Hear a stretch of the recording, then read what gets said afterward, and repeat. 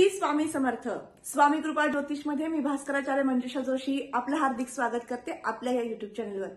सर्वांना सर्वप्रथम सांगू इच्छिते की आज आपण माहिती घेणार आहोत कन्या राशीच्या जातकांना 7 मार्च नंतरचा पुढील कालावधी अर्थात पूर्ण महिना कसा राहणार आहे. कारण 7 मार्च नंतर बुधदेवांचं आणि शुक्रदेवांचं विशेष परिवर्तन होणार आहे. बुधदेव तुमचे लग्नेश आहेत, तर नक्कीच तुमच्या जीवनामध्ये कोणती महत्त्वपूर्ण बाब ते घेऊन येतील, कोणती विशिष्ट संधी तुम्हाला प्राप्त करून देतील, तर जाणून घेऊयात ही संपूर्ण माहिती.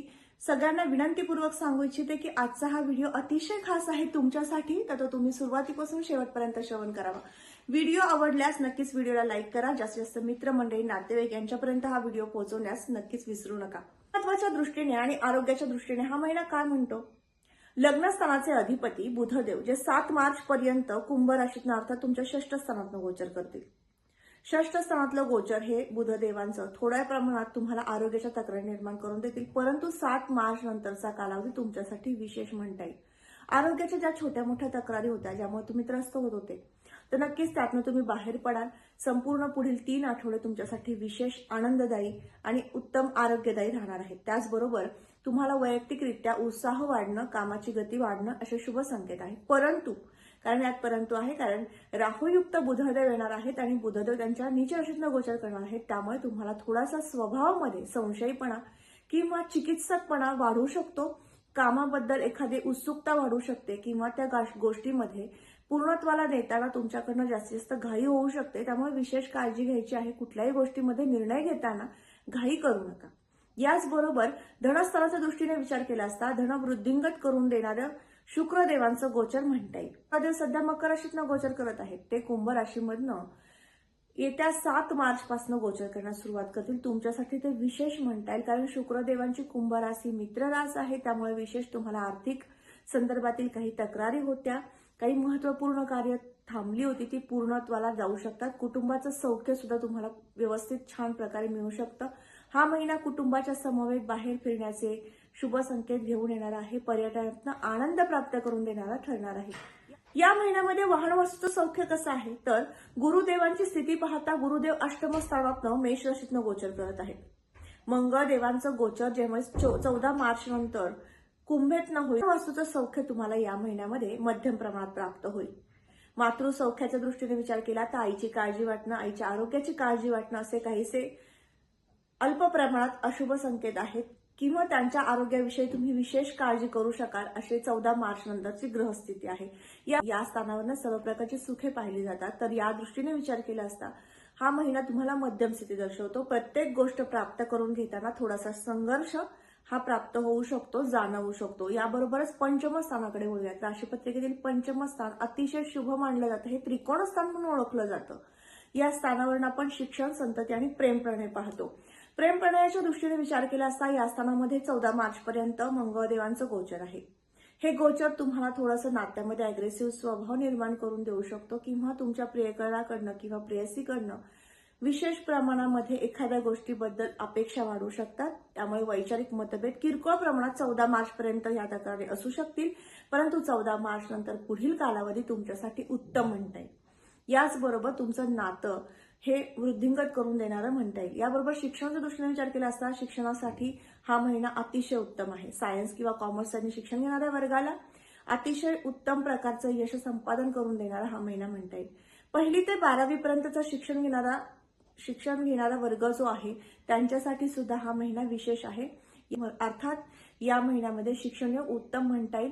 नवीन कुठलं ऍडमिशन करायचं असेल, कुठला कोर्स जॉईन करायचा असेल तर या महिन्याच्या 14 तारखेपर्यंत तुम्ही नक्कीच करू शकता. उत्तम स्थिती आहे. याबरोबरच षष्ठ स्थानाकडे वळूयात. आरोग्याबाबतीत आपण चर्चा केलेली आहे. याचबरोबर या स्थानावरनं हितशत्रूंचा त्रास पाहिला जातो. या स्थानामध्ये शनिदेवांची उपस्थिती आहे. शनिदेव हे स्वतःच्या घरामध्ये आहे. कुंभ या मूल त्रिकोण राशीत आहेत. त्यामुळे काळजी करण्याची आवश्यकता नाही. तुम्हाला या महिन्यामध्ये हितशत्रूंचा त्रास अजिबात जाणवणार नाही. उत्तम प्रकारची साथ सोबत मित्रमंडळींकडनं तुम्हाला प्राप्त होईल. त्यांच्या समवेत एखाद्या सहलीचे किंवा एखाद्या ठिकाणी पर्यटनास जाण्याचे शुभ संकेत आहेत. सप्तम स्थानाकडे वळूयात. जोडदाराचं स्थान म्हणून ओळखलं जाणारं हे 7वं घर. यावरून आपण पाहतो विवाह योग कधी येईल.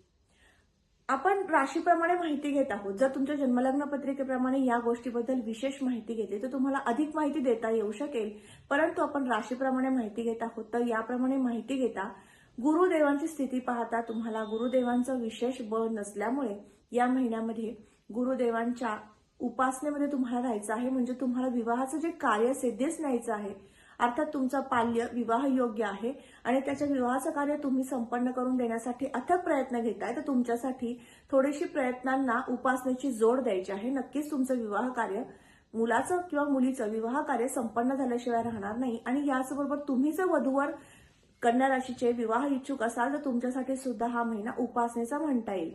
याचबरोबर जोडीदाराच्या सौख्या संदर्भात विचार केला तर दाम्पत्य जीवन उपभोगणाऱ्या स्त्री पुरुष वर्गाला हा महिना मध्यम स्थिती दर्शवतो. तुमच्या जोडीदाराकडनं विशेष अपेक्षा किंवा एखाद्या गोष्टीबद्दल मतवैचारिकता नक्कीच जाणवू शकते. तुम्ही स्वतः त्या गोष्टीची काळजी घ्यायची आहे. तुमच्या वाणीतनं एखादा अपशब्द त्यांना जाणार नाही एवढी एक काळजी घेतली तर नक्कीच तुमचं नातं यामध्ये दुरावा निर्माण होणार नाही किंवा अबोला निर्माण होणार नाही. याचबरोबर अष्टम स्थानाकडे वळूयात. अचानक लाभप्राप्तीचे योग पाहता या स्थानामध्ये असणारे गुरुदेव आणि या स्थानात असणारी मंगळदेवांची रास. मंगळदेव 14 मार्च नंतर शत्रू राशीमध्ये जातील, त्यामुळे नक्कीच षष्ठ स्थानात गेलेले मंगळदेव तुम्हाला किरकोळ प्रमाणामध्ये कामामध्ये गती मंदावतील किंवा संघर्ष करायला लावतील. अचानक लाभप्राप्तीचे योग मध्यम स्थितीमध्ये दर्शवत आहेत. याचबरोबर भाग्यस्थानाकडे वळूयात. भाग्यस्थानावरून आपण आध्यात्मिक प्रगती सुद्धा पाहतो आणि त्याचबरोबर छोट्याखानी प्रवासाचे योग पाहतो. या दृष्टीने विचार केला असता, करिअरच्या दृष्टीने विचार केला असता हा महिना मध्यम स्थितीमध्ये आहे. कारण या स्थानामध्ये असणारी शुक्रदेवांची रास, शुक्रदेवांचं परिवर्तन 7 मार्च पासून होत आहे. त्यामुळे आध्यात्मिक दृष्टिकोनातून विचार केला तर तुमची दैवी उपासना मोठ्या प्रमाणात या महिन्यात होऊ शकते. आणि याचबरोबर तुम्हाला एखाद्या स्तोत्राबद्दल किंवा पोथीबद्दल विशेष वाचन करावं किंवा त्यातनं आनंद प्राप्त करून घ्यावा अशा पद्धतीने उपासनेमध्ये रममाण होणारी तुमची या महिन्यातली स्थिती दर्शवत आहे. याबरोबर शिक्षणासाठी बाहेर देशामध्ये, बाहेर राज्यामध्ये जायचं असेल तर अशा व्यक्तींसाठी, अशा विद्यार्थ्यांसाठी हा महिना उत्तम म्हणता येईल.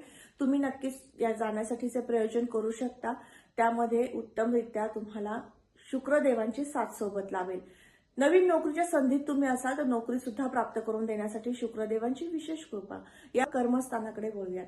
व्यवसाय आणि नोकरीसाठीचं हे स्थान ओळखलं जातं. कर्मस्थानावरून आपण आपले कर्म पाहतो, तर या दृष्टीने विचार केला या महिन्यामध्ये संघर्षाचा काळ म्हणता येईल. कारण बुधदेव जेव्हा 7 मार्च नंतर मीनेत जातील त्यावेळेस तुम्हाला विशेष कार्य करायला लावतील किंवा कामामध्ये, उद्योगामध्ये विशेष लक्ष द्यायला लावतील. कारण लक्ष देण्यासारखी परिस्थिती निर्माण होऊ शकते. राहुदेवांच्या युतीमध्ये जेव्हा बुधदेव येतात ना, त्यावेळेस थोडंसं तुम्हाला कामामध्ये द्विधा मनस्थिती निर्माण करतात. योग्य निर्णय घेताना थोडीशी द्विस्वभाव राशीमध्ये बुधदेव गेल्यामुळे नक्कीच तुम्हाला साशंक परिस्थिती निर्माण करून देतील. एखादा महत्वपूर्ण निर्णय तुमच्या बिझनेससाठी तुम्हाला घ्यायचा आहे तर यामध्ये तुम्ही संभ्रमित होऊ शकता. म्हणूनच सांगितलं की या महिन्यामध्ये तुम्हाला विशेष काळजी उद्योग व्यवसायासाठी घ्यायची आहे. आर्थिक लाभाच्या बाबतीमध्ये हा महिना संमिश्र म्हणता येईल. लाभप्राप्ती आणि खर्च असे दोन्ही योग आहेत. याबरोबर खर्चाच्या दृष्टीने विचार केला असता खर्च कुठल्या कामासाठी होणार आहे तर विशेष म्हणजे तुमच्या आरोग्यासाठी आणि जोडीदाराच्या आरोग्यासाठी विशेष खर्च होऊ शकतो. कारण या स्थानामध्ये बुधदेव जेव्हा येतात आणि राहुयुक्त असतात त्यावेळेस मात्र सप्तम स्थानामधील बुधदेव थोड्याफार प्रमाणामध्ये तुमच्या जोडीदाराच्या आरोग्याविषयी तुम्हाला काळजी करायला लागणं किंवा त्यांना किरकोळ प्रमाणात आरोग्याच्या तक्रारी जाणवणं असे काहीसे कुयोग आणतात. त्यामुळे विशेष खर्च हा त्यासाठी होऊ शकतो. फार मोठ्या प्रमाणात खर्चाचे योग नाही. अतिशय उत्तम प्रकारचा संमिश्र जाणारा हा मार्च महिना म्हणता येईल. बरोबरच उपासनेकडे वळूयात. उपासनेची जोड दिली तर नक्कीच तुमच्या विवाहासाठी, विवाह कार्य संपन्न करून देण्यासाठी किंवा तुमच्या प्रेम विवाह संदर्भातील चर्चा होणं, त्याबद्दलचे पुढील नियोजन होणं असे शुभ संकेत येतील. आणि याचबरोबर तुम्हाला उद्योग व्यवसायामध्ये जी साशंक परिस्थिती निर्माण होणार आहे त्यातला बदल होण्यासाठी मदत होईल. मग उपासना कोणती करायची तर या महिनाभरामध्ये तुम्ही व्यंकटेश स्तोत्राचं वाचन करायचं आहे आणि याचबरोबर अष्टम स्थानातील गुरुदेवांचं बळ वाढवायचं आहे. आणि यासाठी दिगंबरा दिगंबरा श्रीपाद वल्लभ दिगंबरा या गुरुमंत्राचा जप करू शकता किंवा तुमचे आध्यात्मिक गुरु जे आहेत त्यांचं सुद्धा नामस्मरण तुम्ही करू शकता. अतिशय उत्तम प्रकारची आरोग्य प्राप्ती, आध्यात्मिक प्रगती आणि याचबरोबर व्यवसाय वृद्धिंगत होण्यासाठी याची मदत होऊ शकेल.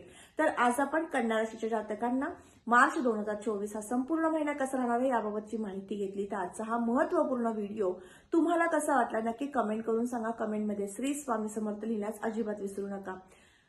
तुमच्या जन्मलग्न पत्रिकेप्रमाणे दैनंदिन जीवनशैली व्यतीत करताना काही अडचणी आहेत, समस्या आहेत, ज्यातून तुम्ही जात आहात, नक्कीच मार्गदर्शनाची आवश्यकता वाटते, तर तुम्ही मला संपर्क करू शकता. माझा संपर्क क्रमांक मी या व्हिडिओच्या डिस्क्रिप्शन बॉक्समध्ये देत आहे.